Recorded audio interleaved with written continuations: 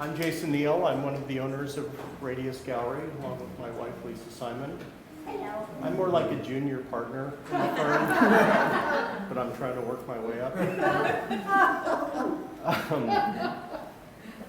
Welcome. This is the first of 3 talks that fall under the umbrella of History of the Salish Through a Tribal Lens, with our guest speaker, Aspen Decker.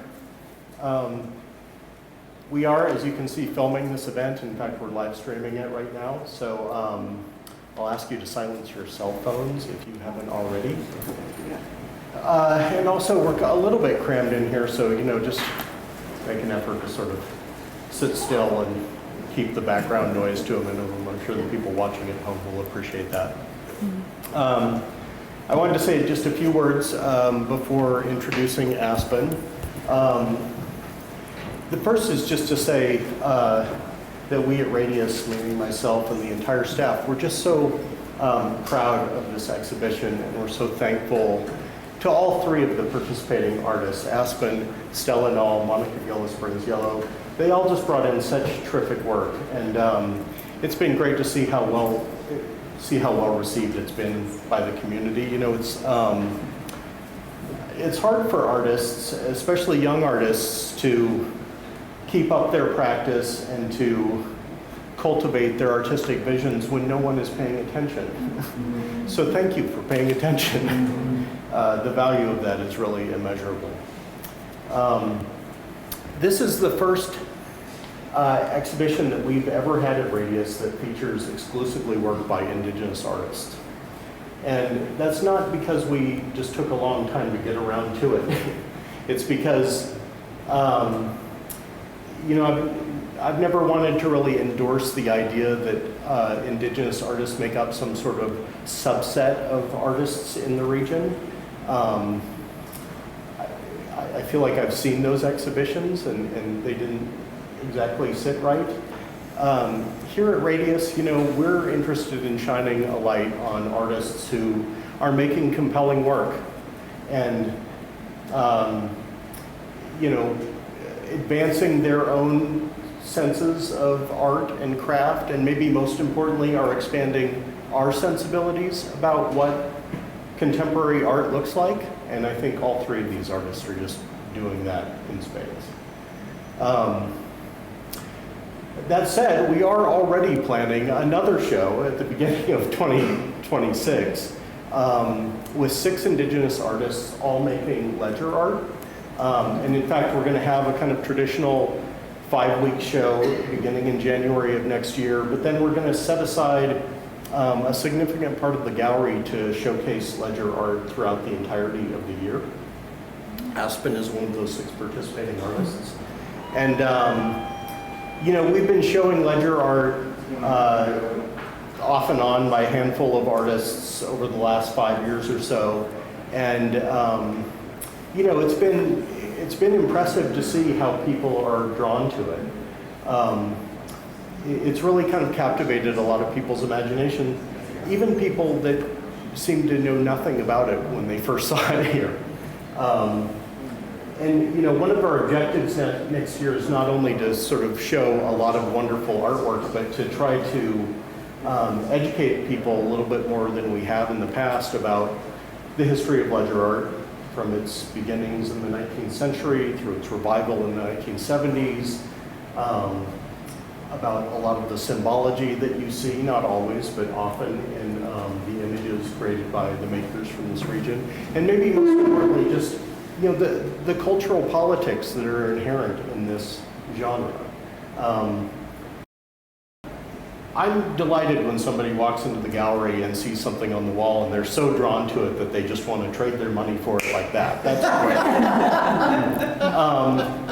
But there is a little bit of a shame when people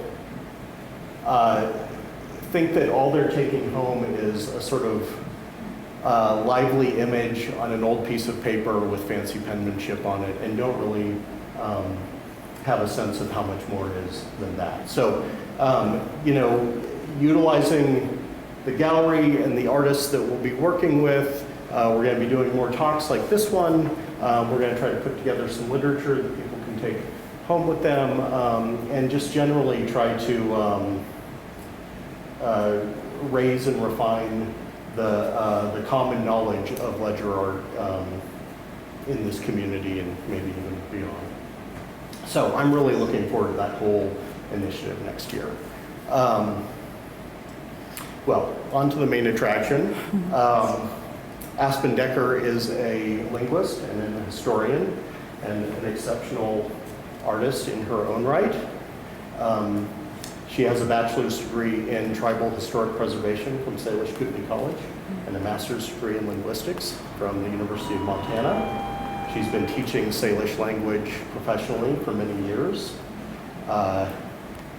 She is raising her children with Salish as their first language, which is itself quite an act of cultural preservation. And what else? Aspen was raised around traditional tribal arts, but she really came to graphic arts as an adult. Ledger art in particular, as a way to combine her artistic leanings with her interests in and engagements with Salish culture. None of that does justice to the force of nature that is Aspen Decker. So thank you for doing this. Thank you all for being here. Let's give Aspen a warm welcome.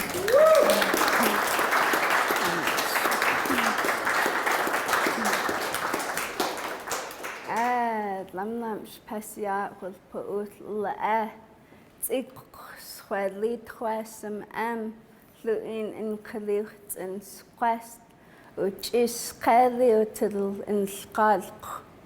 Yes lampdam hut in hasached wasia lukas me.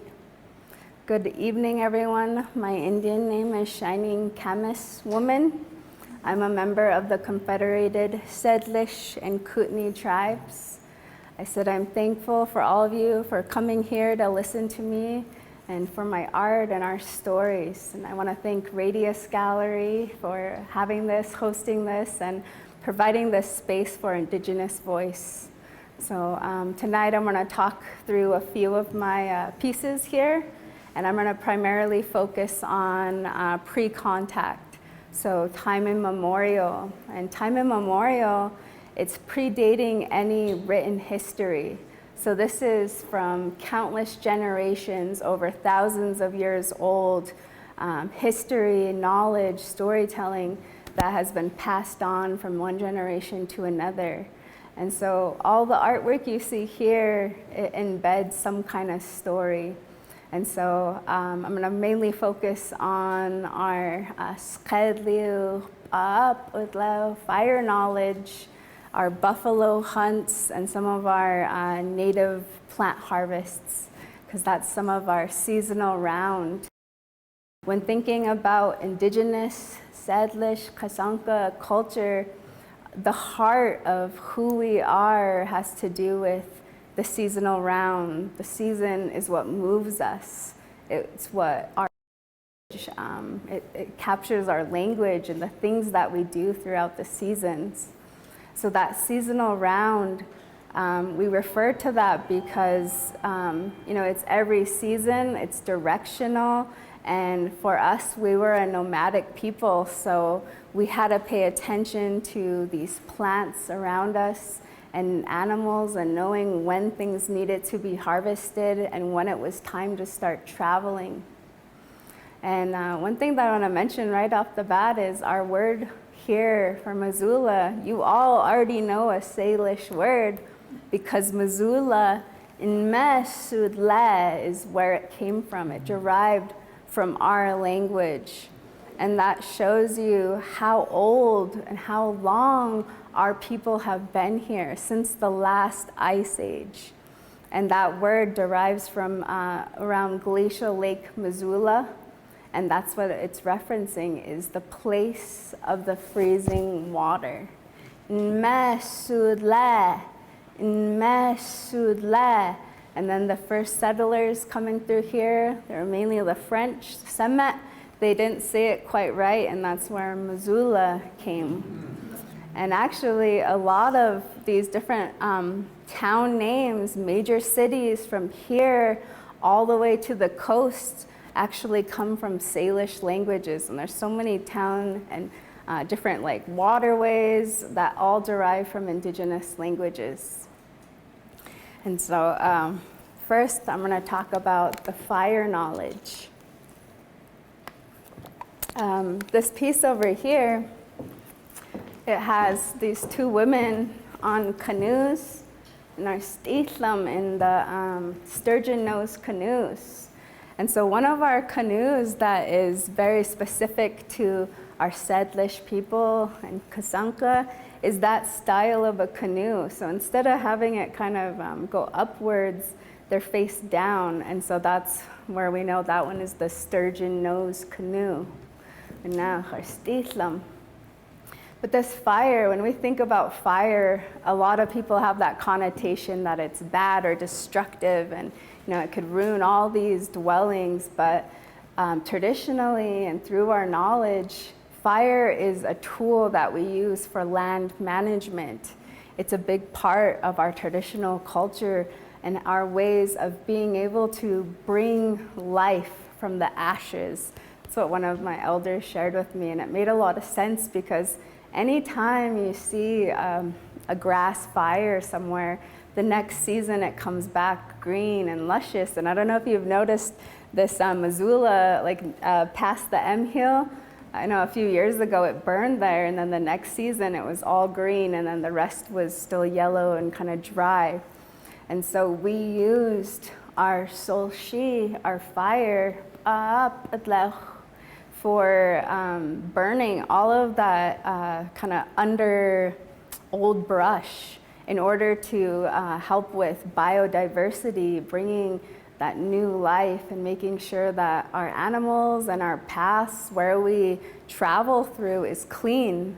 We were big on managing the land, respecting it, and also making sure that we're not depleting resources and doing it in a way that was respectful and safe, but also took care of this land that takes care of us.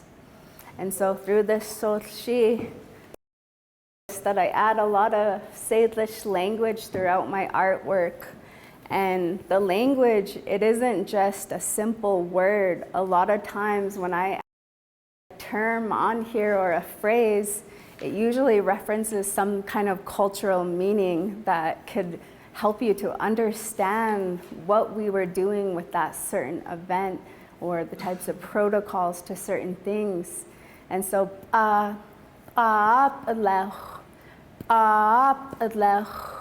it's making the sound that you hear from the fire when it's, that grass is going. It makes all these like popping sounds. So,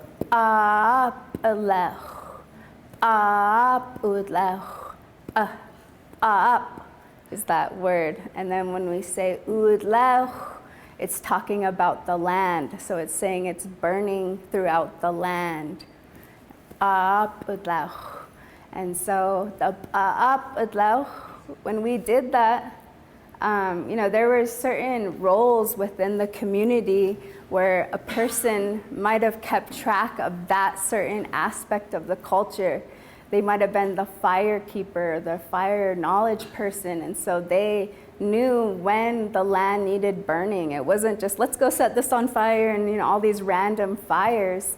It was very deliberate in understanding the way that the seasons worked, the proper times to start them, and where needed these fires. So they left certain sites alone for like 10 years or however long before they noticed that there was all this like old brush that needed to be burnt out. And so when we did these burns, it wasn't just for simply burning too. We had other things that we would do at that time. And so this piece is showing one of our communal hunting techniques through the A'ap. And so over in the corner, you'll notice just like a little fire coming into the peninsula, because the peninsula and certain areas that you could draw animals to was our way of being able to sustain ourselves, our families as well, by being able to hunt in these like many animals at a time. So it's not just, having to go out and burn so much energy just to get one deer. Instead, it's a communal hunt where you're able to get up to around 20 elk, 20 deer in one hunt. So that was enough food to feed the thousands in the community for just a short time. We had to constantly gather, but you'll see the elk, they're getting drawn out to the peninsula, and I have all these pictographic fish below them just to show that they were running into the water. And when they would get to the peninsula, we had hunters on our canoes, our stithlam, and they were waiting for those animals to come running to the water. And so we were able to harvest them in that way. So there's a lot of knowledge that goes into Indigenous fire knowledge, and many Indigenous tribes have been voicing their opinions now and sharing our Salish, our fire knowledge, because we have these catastrophic fires nowadays where it's just burning throughout California and all these places where it's like, what could we do to prevent those? And if they would just listen to Indigenous peoples and our knowledge, we could prevent those things and make sure that we're doing a manageable amount of burning to keep the landscape healthy and to ensure that it's not going to take off. So that's just a little bit about our Salish, our fire knowledge. Next, I'm gonna, talk about the kwai, the buffalo, our buffalo harvests. And this sign, it's a good sign from plain sign language. Kwai, kwai, kwai, kwai, kwai, kwai, kwai, kwai. And so you'll notice I use a lot of plain sign language because that was the way that our tribes, our local tribes, were able to trade with each other and be able to communicate. So it was kind of like our dominant language of communication. We were able to talk with each other through so the hand over hand is making the sign for sign language. Can you all do that?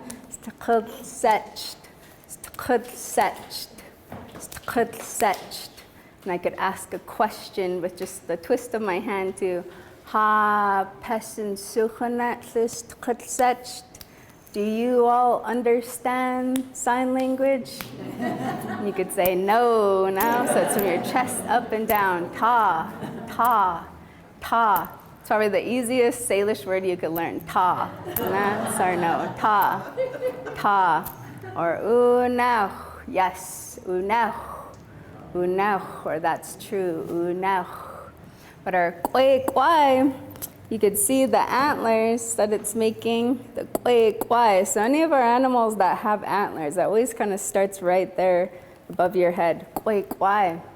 And that means, that word means black, black, because a long time ago, when you're looking out in the plains, is all you could see for miles is just thousands and thousands of buffalo, and they were little black dots. And so that's where that word comes from. Kwai, kwai. Kwai is talking about black. And when we're reduplicating it and saying kwai, kwai, it's because in our language we have a thing called vowel harmony. And so even though it's the same root of kwai, it changes because it's like a part of our song of the language. So when you hear me speaking the language, it sounds a little slower than English.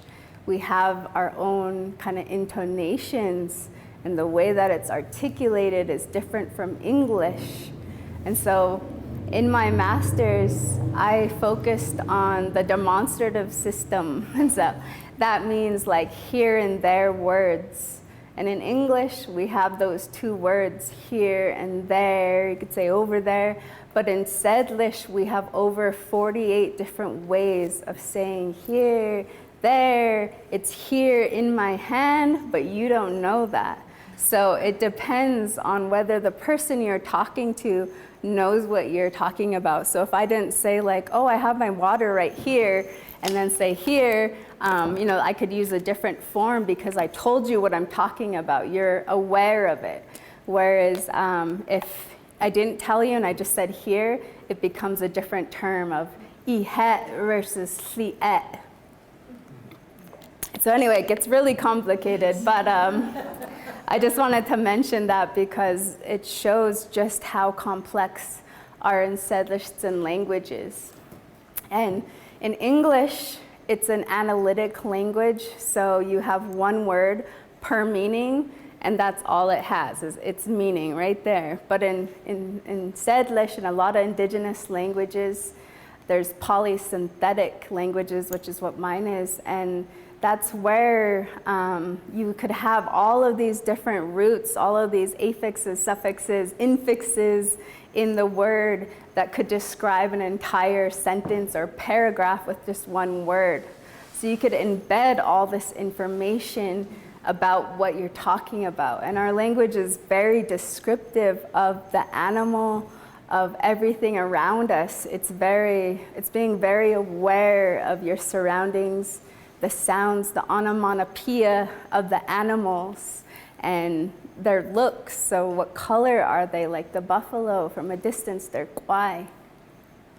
And so that sli'et, ihet and sli'et, in the demonstrative system of being, it's right here in my hand. It has to be visible or proximate to you. But one thing that I learned when I was going to elders and really talking through these demonstratives is one of the elders said, when you say sli'et or ihet slu, whoever it is, like patalik, kwetlam, my main teacher, Pat Pierre, which is who I depicted at the black bears over by the window, if I said ihetlu patalik smimi, it means this is his story or his song. And so in the language with those, you could, even if somebody passes away, it's like you still grasp that knowledge. And so that's a big part of our culture and this time immemorial storytelling, is even though those ancestors are gone, they're still with us today because we're carrying their voices and their stories. And when we use the language like li'et, it's saying it's right here in my hand and it's never gone away. Sorry, anytime I talk about my language teachers, it's tough because they've gone now. And that's why a lot of the artwork that I do is so important, because it shares those stories and it helps to preserve them in a way that it won't ever be lost. When they share these things, at some point in your life, you could start being more forgetful or forgetting certain things of like, what did they say? And I wish they were here to ask them. And so through art, I feel like it's a way of preserving these stories and the language and the things that they wanted our people to know and for the youth to know. Oh no, so kwai, you could see all these little buffalo, like pictographic buffalo going through. And I wrote on like the upper corner, eskach, kwai, and that means the path, eskach, kwai, so the path to the buffalo. And so a lot of our skadlich reference to going and getting the buffalo is that going to the buffalo. That's kind of our reference of that timing. And through different indicators, we know when it's time to move. So in the window over there, if you get a chance after to go check it out, there's a couple of sisters, and there's yellow flowers around them. And so through flowers, like our the camas, and the bitterroot, and the shchiatlamen, the buttercup, different plants, they tell us when it's time for something. As soon as the elk are having their babies, we see the mtchewe, all this balsam root out here. And it's really beautiful right now. You could see it all along the hills. And so that tells us the bitterroot's ready, the elk's ready. So there's these indications that it's time to do this harvest. And for the buffalo, the kwai, we have a certain flower, our chuchuyet, that once we see it, we're like, okay, it's time to get moving. Or there's certain plants that say the river is low enough in our traditional areas to cross over. So now it's safe. So it helps us. And so through those stories, oral tradition, everything around us has to do with our livelihood in our seasonal round. And this Sinjomene, the Spokane tribe, made this series more so focusing on that ally tribe. So traditionally, our enemy was the Blackfeet, the Shtukwe. And so when we would go over to get our kwai, it was better to be in big numbers. So we had all of these different ally tribes that would come with us every year.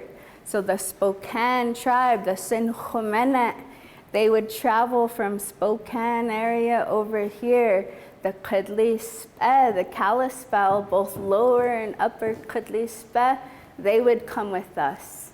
And there was a Salish band in Helena that most people don't know about, and they were there before smallpox. They were a big part of that seasonal travel to the buffalo. And Nez Pierce, they would come over Lolo Pass, meet up with us to go get the kwai. We had around 6 or more Salish bands and other local allies that would come meet us here in Missoula if they were coming from those other directions. And then we would take off over the Continental Divide to Helena, Chitmutsheh, which I put up there, Chitmutsheh. And so once they got to Chitmutsheh and these other areas to camp, we would rest there. And so the Skadich and Chitmutsheh, they were a big part of giving us that break after a long travel, being able to recoup and getting prepared for doing that last bit into the plains area. And then they would come with us. And so having all those numbers and all those people there to communally hunt with you, it made it so the harvest was easier because everyone has their certain roles.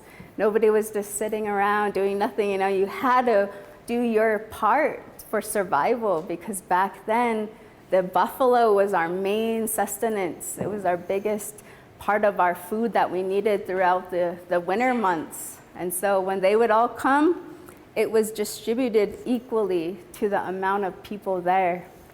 So our kwai, I really love this series because I use the pictographic buffalo. And a lot of times in ledger art, you'll see the tracks as a directional marker of like which direction are they going. And then in all of these pieces, you'll notice just different regalia, parfleche. This has like a travois, and you know, it's like this big, sometimes our parfleche, which are like hard hide that we end up decorating, it could end up being like a 6 foot or 8 foot tall parfleche.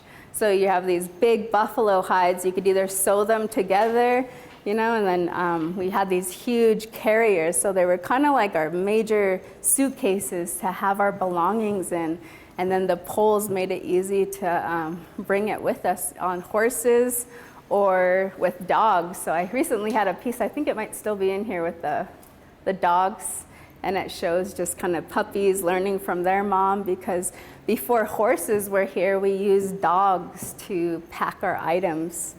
And in order to kind of keep the weight off of those animals, those poles help so, you know, it's not too much weight on their back, and they have these straps that help to carry those things.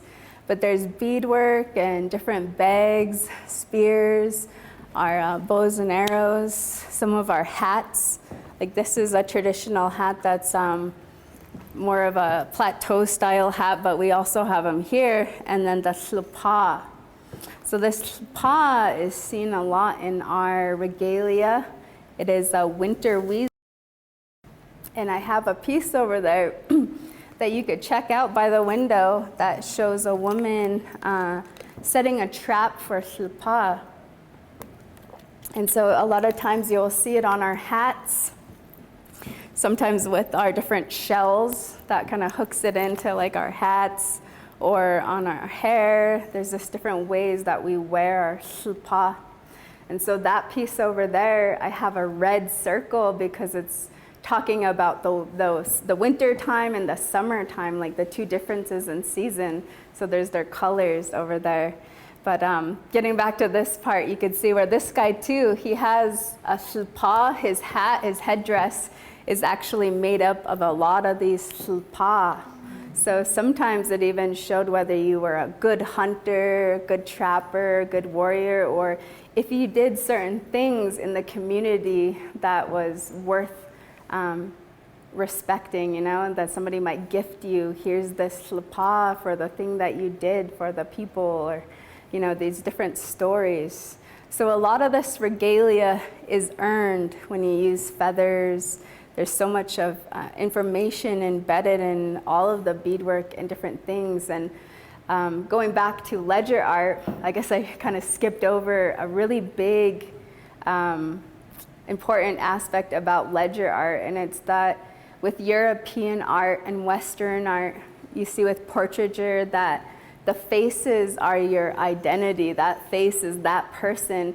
But for ledger art, it doesn't matter what your face looks like.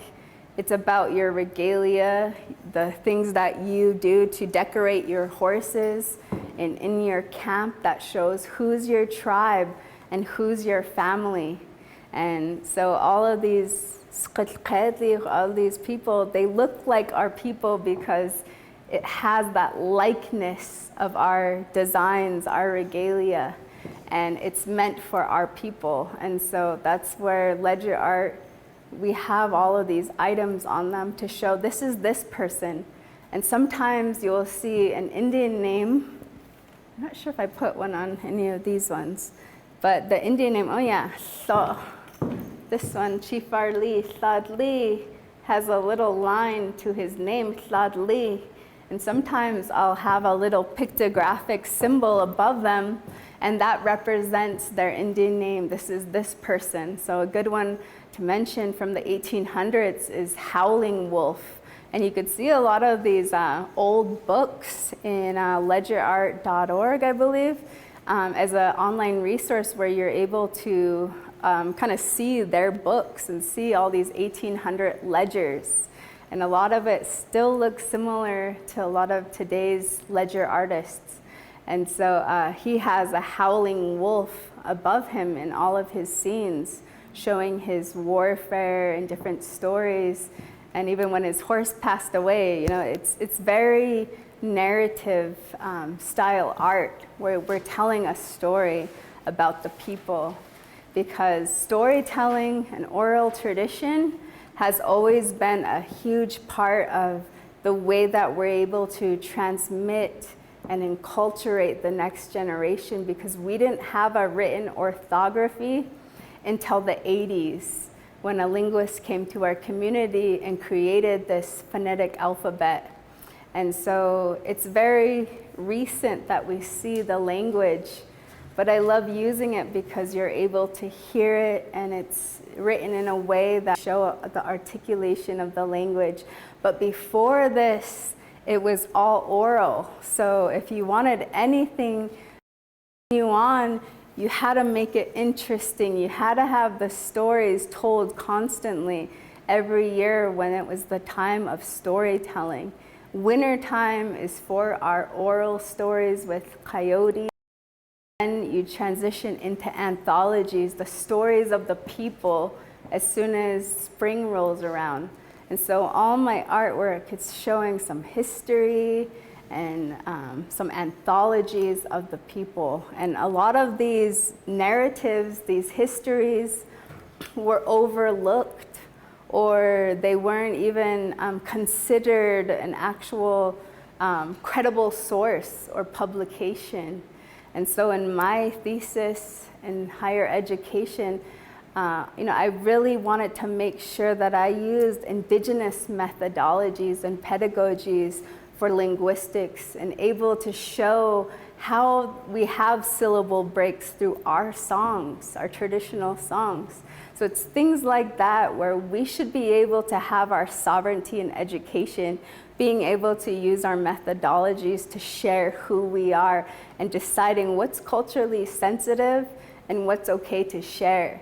So through all of my work, I might have things that are really deep cultural knowledge that maybe shouldn't be shared with people, which I don't do it too often here, but you know, and if it is, I just don't talk about it because I know the kind of borderline of like, is this sensitive to share with outside the community or not? So there could be references to it that I just won't share. And so these are the things that I want to share, and the history that I think people who are newcomers to this area, you should learn about, because the history that we think we know of Missoula is so little. It's only the last 200 years. These buildings aren't even older than 150 or so. But our Salish and Kasanka history, it's from the last ice age, and if not further, so over 10,000 years of this type of history, the knowledge of going to get buffalo, and all of these Salish and Indigenous bands that kind of vanished from colonization and the introduction of all these diseases and different things. But through all of these hardships, so even though a lot of my art references some really hard information, I try to keep it light and try to keep it beautiful and to show that resilience of the people and that we're still here. And these are our stories, and this is our narrative that the elders shared with us, that they've heard from their elders, that date back to our ancestors from time immemorial. So, I'm gonna, I guess, open it up to some questions if you'd like. Yeah. Oh, I love your art so much, and it's just so nice to sit and look at it and take it in. Your horses. I wonder, as a little girl, did you draw and did you specialize in horses?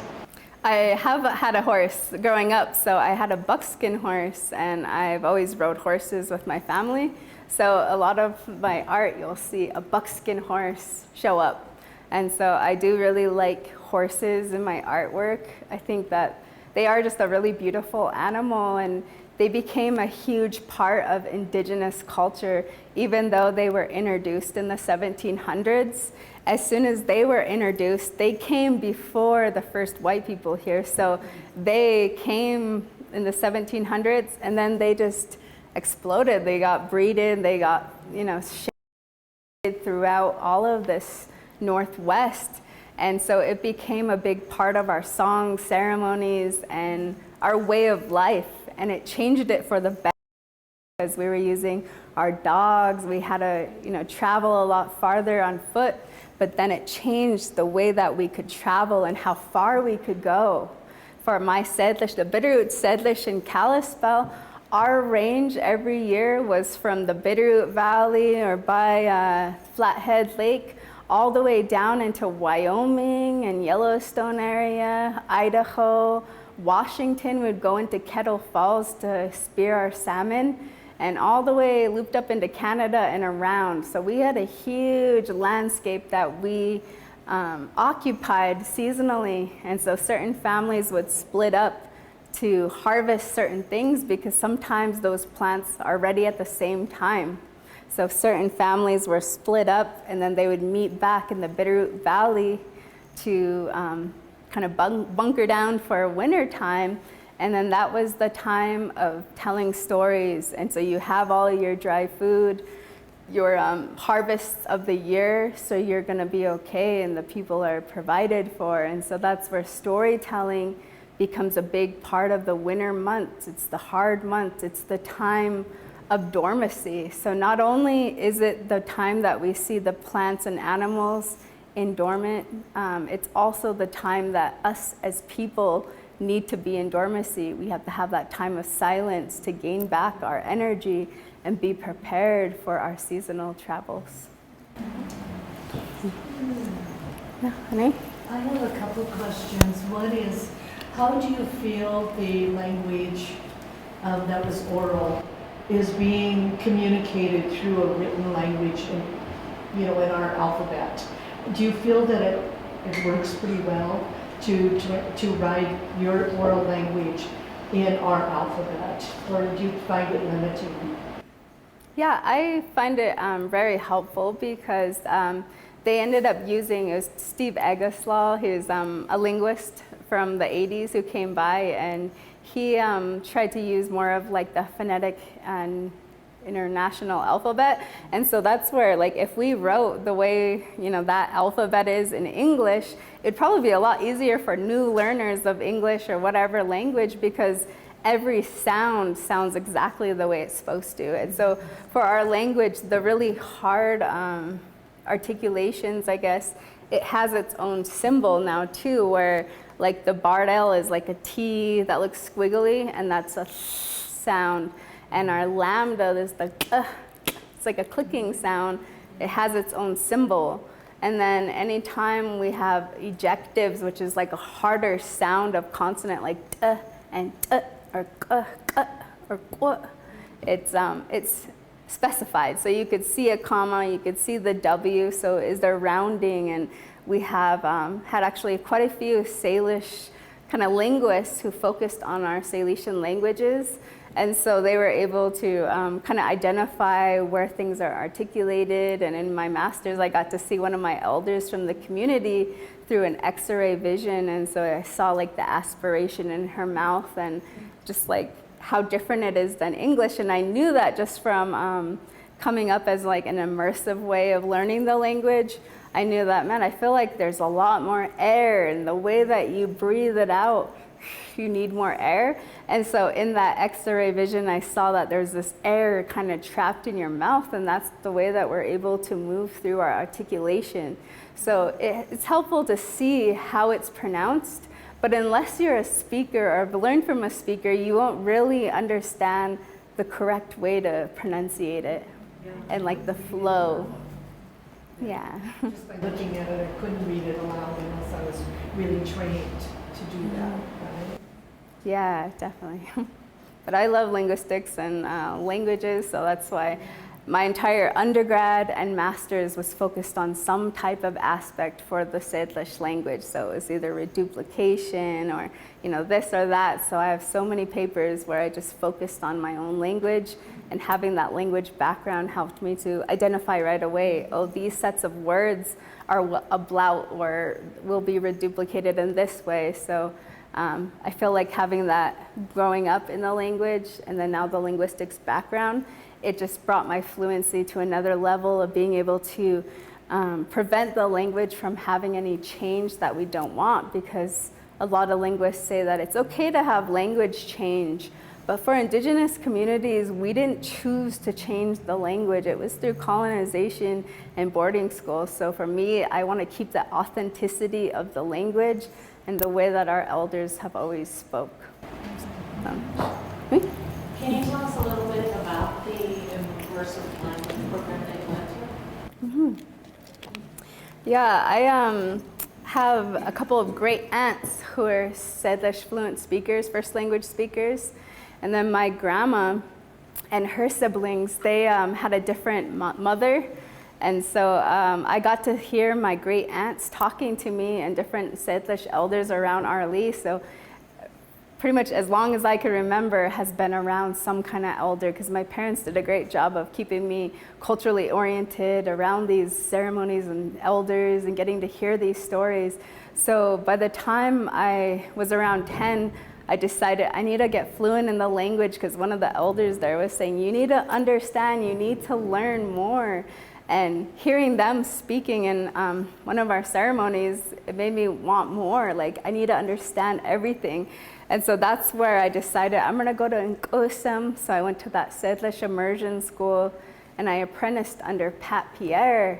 And Patalik is one of the little boys with the bear that I depicted over there. And he had so many stories, and the way that he taught me was through Kosech, with sign language. So anything I didn't understand, he filled in. So it helped me to get fluent really, I would say pretty fast, where having the basic articulation, and then a few months I was able to just stay in the language with him every day.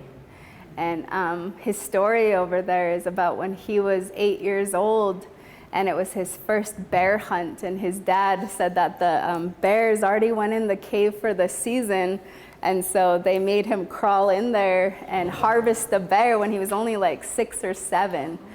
And so it just shows that he was a real old school warrior. Like he still had those crazy stories of doing that and having his grandma celebrate for, there's your first shamke harvest, your first black bear harvest. And so that whole little story just shows him and how he told me that after they pulled out that bear, he sat in that bear cave and that it was just warm. And that it was like one of the coolest experiences he's ever had in his entire life because it was just warm and it was cold outside. And there was a second bear in the cave. And they're like, you could just leave that bear there. And it's surprising it didn't like wake up from the gunshot. But he was a strong, yo-yo, Kalispel man. And so he taught me a lot of what I know, as well as my aunties and different elders. And I also went over to the Kalispel, the upper or lower Kalispel in Usk, Washington, and I went through one of their apprenticeships, which is a curriculum that we use today. And so that helped me getting to see all of our archival material and being better at like writing and reading and typing in the language. So and now I just, like Jason said earlier, I only talk Salish to my kids. So all of this artwork, it is pretty much, I would say, my life's work of language revitalization and cultural perpetuation. And now it's this outlet for me that everything that I've learned that I want to share is now able to just bring a face to that and bringing that visual. I think a lot of my community members love to see too, because we hear all these stories of like rattlesnake woman, Chet Kwedlu, and now it's like there's her, there she is with the rattlesnakes in her bag. So there's so many cool stories and history that I think it's going to keep me busy for a lifetime. So I'm not sure. I'm curious about Lake Missoula disappearing and the traditional, how far back do these stories go and related to actually inhabiting the valley after the lake disappeared? Yeah, I'm actually really glad that you brought that up because I forgot I skipped over that about the Sinjomena is our word in Mesule being the glacial Lake Missoula time. We have other coyote stories about these jumbo beavers and these jumbo animals, and that shows you the chronology that was during the Pleistocene era when there was these megafauna animals. And there's been actual evidence through different undertakings and excavation that actually back up our indigenous knowledge and our stories that say, yeah, there was these bones in this area, and that was just the story to show that history.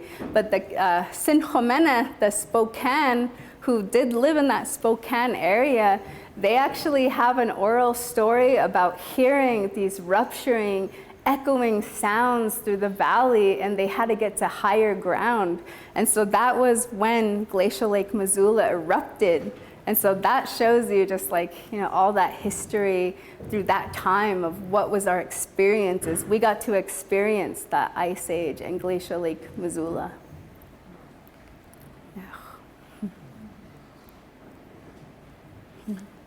If you could say a little bit about the colors. They're so soft and vibrant at the same time, but particularly your choices, like in that example, some of your work where the horses are just a variety of different colors, and how you chose those colors. Yeah, a lot of the colors that I use, you'll see that in our Salish and Kasanka regalia. So the blues and the reds and yellows, I feel like they all really kind of mesh. They're so cohesive together. And so for the animals, it's seen in a lot of old art, like any of our 1800s ledger art or even paintings on hide. You see a lot of these blue and red and green horses, so they're really bright. And some of my early art, I danced fancy at powwow. And my mom, she showed me how to create my own regalia, how to bead. And so all of this ledger art, this stylized work is still seen a lot in our our communities through our regalia that we wear at powwow. So I had an outfit that had some of these like ledger horses when I was around 13, and so I feel like a lot of my early on experiences kind of reflect through my art today, and what I remember her showing me how to create new designs, and just thinking through like, what is our likeness as Salish people? What is our stylized leggings for our men, the cowrie shell dresses that we wear?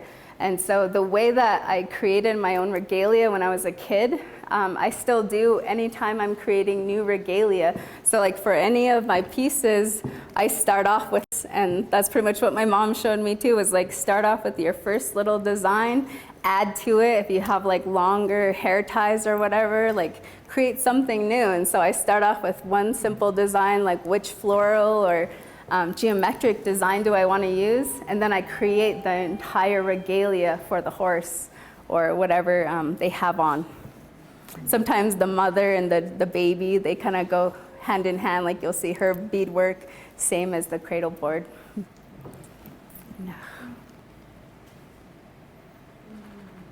You referenced that central image of the upper and lower. Could you walk us through that a little more? Yeah, definitely. The Kadli split is what this one represents. And so I have these little red dots representing the split because before any of our treaties, we were always moving through the land, like I've been mentioning, seasonally. And as soon as we had our contact, which I was actually going to mention this more in my next talk too, is that it really disrupted our seasonal round and our travel and being able to have that true allyship with other tribes.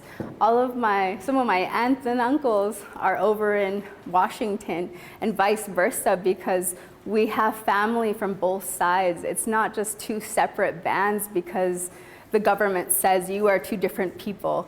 We are the same Kadli Spe, but we live in different areas along the river.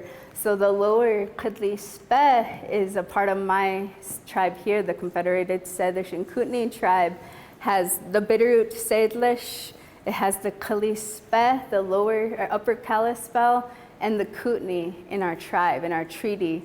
And then the lower Kalispel, if you've ever been over to Spokane, Washington, to like Northern Quest, that's their casino. And so they're over in Usk and Spokane area.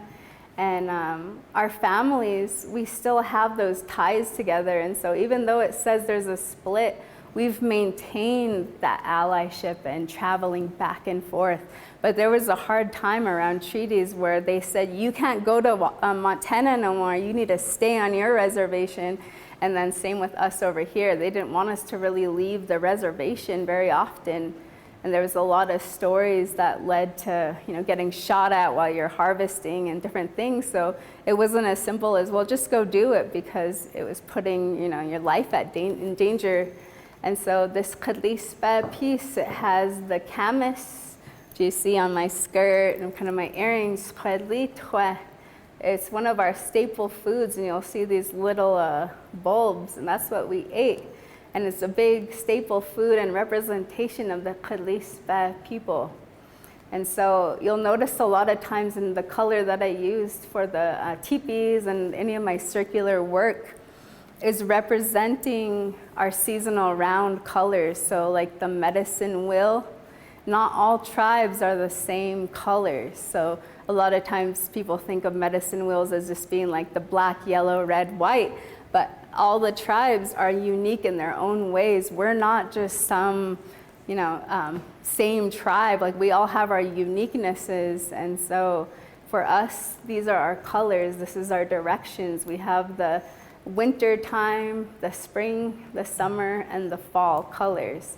So that's my representation of our seasonal round and our travels. And having these two separate teepee colors shows the two different encampments and where. So lower Kalispel is referencing on the river, you're lower, and then upper is up the river. So that's where we are, in Camas Prairie, Kalani. And I really love using these maps as a part of my narrative. So you'll notice that sometimes in my historical ones. It might be during the same year that something happened. So this map was from the same year, 1887, that the Dawes Act was passed.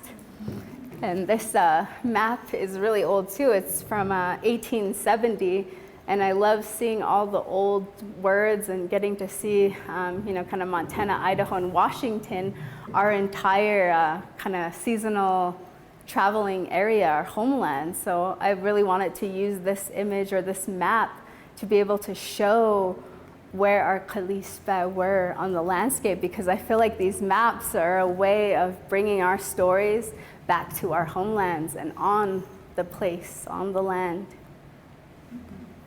In relation to that, we just speak quickly, Aspen, on the names of places, maybe in particular here, that have changed through the years. Yeah, for a majority of my maps in this exhibition are these Montana maps, and I love seeing Flathead Lake because it says Salish or Flathead Lake. Salish is Salish. And so it's really cool, I think, to get to see that it was called Salish Lake. And I wish that we would change the name of Flathead to being Sedlish and Kasanka Lake, or Sedlish Kalispe Kasanka Lake, because Flathead is actually a misconception of who we are. And the first settlers saw us making the Bitterroot Sedlish sign, and they thought we were saying we're Flathead. And so that's what they wrote us down as, and that's never been a part of our identity and who we refer to ourselves as.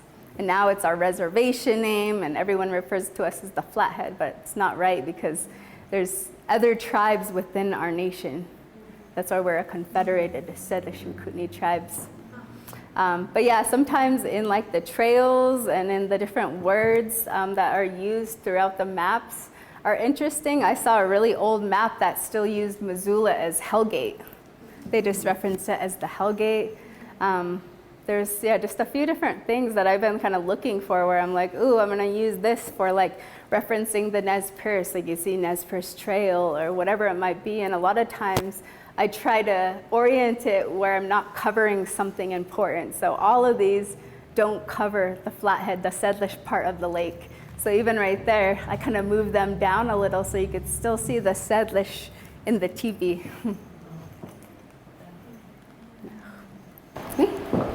Just as we're wrapping up, could you tell us a little bit about what you're going to cover in parts 2 and 3 of this series? Yeah, so this one was all these more of traditional time immemorial, and now I'm going to be shifting into kind of the contact. So when Lewis and Clark came, when the first fur trader was here, he actually came before Lewis and Clark. And some of our Sedlish that went over to like Kettle Falls and through our seasonal travels, they already actually seen their first white person. So it wasn't like a complete surprise when they came. But there's all these stories about, that first contact and talking through like the changes that happened pretty rapidly through that contact and the diseases that happened and, depleting different resources as well as the people and like the farming and to that. But anyway, it's gonna be just about that first contact and what we went through. And then the last one is gonna be getting into the reservation era. So there's like the Dawes Act and the Arlie, my favorite one. And now, so we have actually a lot of women in my community who were jockeys. And so my family, my brother, he was like leading jockey of Canada, and I was always really proud of all of his wins. He had so many wins. And I wanted to be a jockey at some point. And I'm like, well, I'm short enough, I might as well, but then I never did it. Probably a good thing because my brother broke his back riding horse. But anyways, this horse race and kind of just talking about Arlie and some of our place names and the change there too. So not getting too into more contemporary policies, but just that early on tribal council and stories there. So, thank you all for coming. Appreciate it.